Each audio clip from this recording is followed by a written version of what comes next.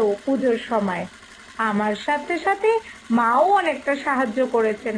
ব্যাস, আর কি, প্রায় অনেকটা কাজই শেষ করে ফেলেছি। এখন যা আছে তা নিয়ে চিন্তার কিছু নেই। ও, এইবার বুঝে গেছি, তুমি আমাদের সবাইকে ছুটি দিয়ে নিজে রাত দিন জেগে পুজোর দিনগুলোতে কাজ করলে, তাই তো? কিন্তু এটা তুমি একদম ঠিক করলে না দিদি।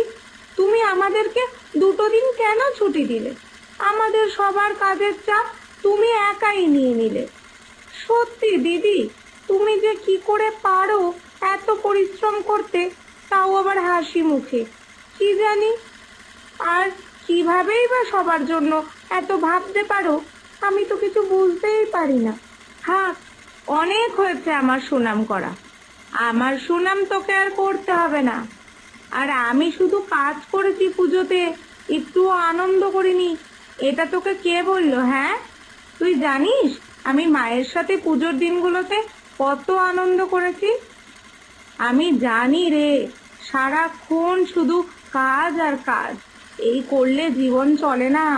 সময়ের সাথে সাথে আনন্দও করতে হয়।